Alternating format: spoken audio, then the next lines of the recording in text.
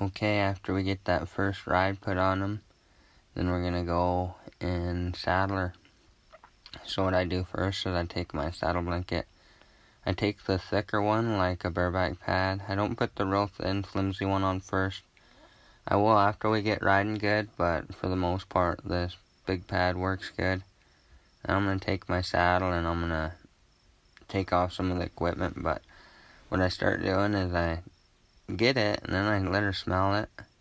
Then I start doubling up my cinch, like I buckle the end of my cinch and back cinch to where my front cinch is buckled, and I fold up a stirrup so one side's easier to throw on rather than all this noise that'll hit her and possibly make her move forward or move out. And say she's sniffing it, she's doing good, I go up to her, getting more situated so I can lift it while she's sniffing it, making some noise while I was beside her.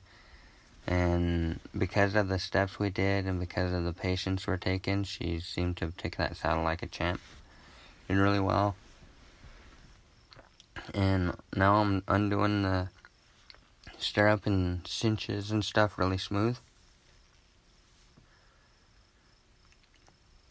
so they wouldn't scare her. You can see they're still kind of up, so I was just undoing where it's all bunched up. Oh, I guess I took the cinch off, but usually I just kind of fold them up and then drape them over the horn with the stirrup. So anyway, I'm going to buckle them, I'm going to attach them and get them all started and ready. And don't be in a hurry, don't be in a rush. Be gentle, be easy, because this is still another step in her training. And you don't want to go 10 steps back because you're just a little impatient or in a hurry. Okay, so now I'm going to get this on, and see, you can see my stirrup still over that saddle. It's because I don't want it flopping around and tapping her to make her move, you know.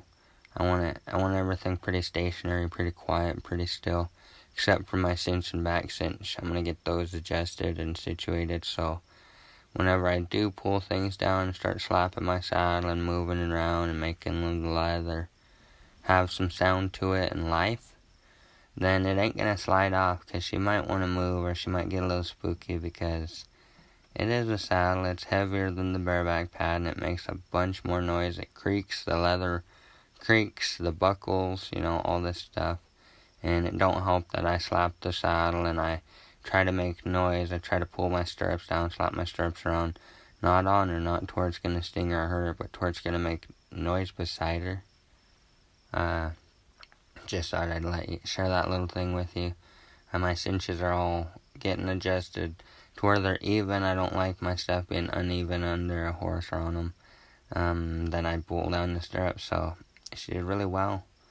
I was going to take my rope and put it on the horn, because that throw rope makes quite a bit of noise. If you ever slapped a throw rope that was coiled up along your leg, you know it kind of makes a noise, or even undoing it, making a loop makes a noise. So I'm going to put that on her just so it kind of taps her shoulder and makes a little noise for her.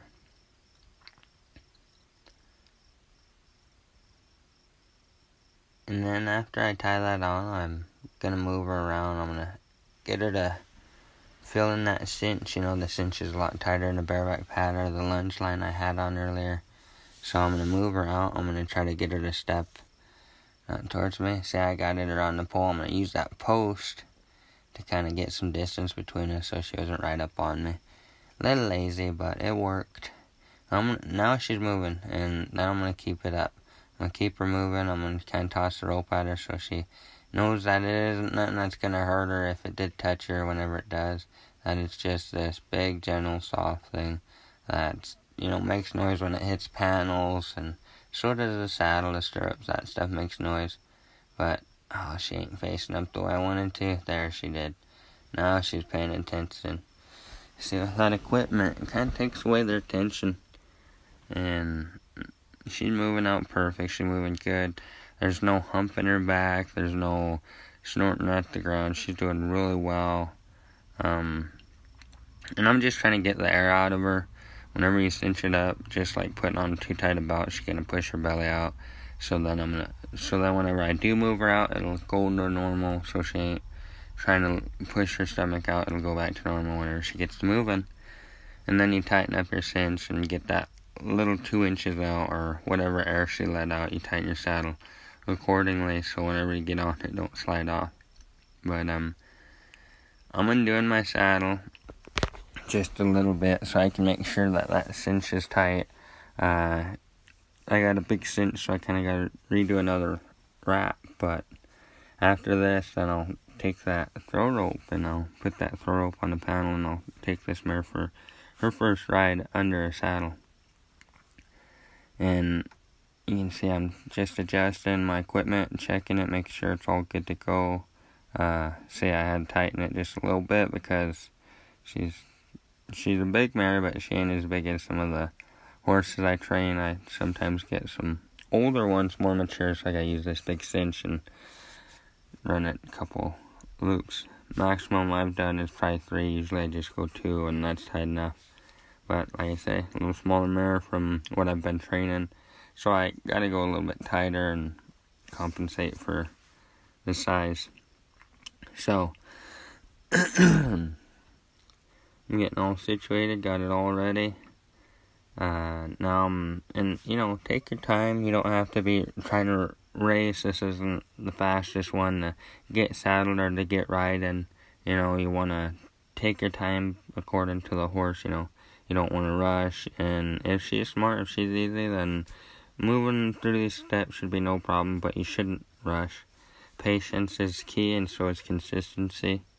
So after this first day, if we have to jip her or go through these same tricks, a couple of them, we shouldn't have to do all of them, just to get her saddled and riding again, then we can. But we try to think she's broke, okay? The main idea is she's broke. Even though we know she ain't, she is, okay? Just believe it till, believe it till you make it, or fake it till you make it, that's how it goes. So, she's broke.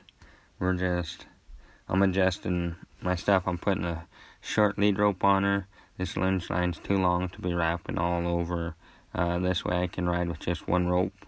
I can use this lead rope to flip over her head and to twirl while I'm on top of her. But like I said, I'm going to take a couple things off before we get to doing too much. And then I'm going to take this rope and, like I said, just with one hand I'm going to ride her, so I can use it to my advantage. And see, I'm kind of tapping them stirrups, kind of slapping, and then I get on and see I'm riding tennies. I had an accident where I couldn't put my foot in my boot with a different horse, not this one. So I use my tennies, and then it's easier to move in your tennis shoes, a lot easier to walk around, and you get a better feel yourself with your toes and whatnot, not so tight, not so hard in leather. So anyway, that's why I prefer my tennies. And see, she sniffed me. I'm gonna let her look. I'm gonna let her get a feel for me. Now I'm on top. She feels me. She's seen me. She smelt me. Everything. And we're gonna move out. I'm just gonna let her gently go. Let her take herself around the arena, because I got this one rein, and the only thing we're gonna do is just kind of cue her head into it, turn her into it. You can see she's really doing perfect, riding real well, and that's kind of part of why I get on bareback and I do previous things before, so whenever we do saddle, there's no ifs, ands, or buts. She already knows what's expected, and she does great. We're going to do a couple laps, and then I'm going to start getting a little more movement on top of her. I'm going to start making some more noise. You'll see it here coming up.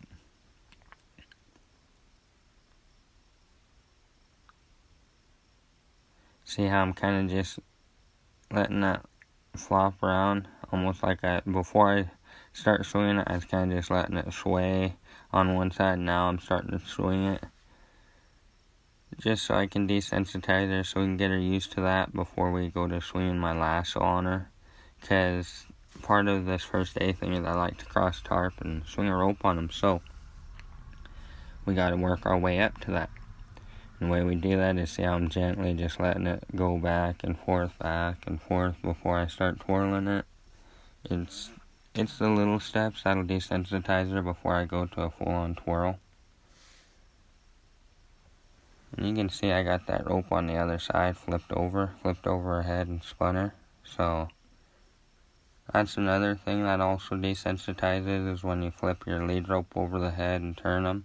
It'll get them used to roping in front of them. And once she did, I just start twirling my lead rope, what was left in the slack. Oh, she's facing up, she's sniffing me. And that's all fine, you can let her do all that. It isn't like she's doing anything out of fear or to be bad. And see how I flip it over? That's a good technique to get her used to having a rope over her head or having to rope. And it also helps with that direction, gets those changes, you know. So she's doing really well.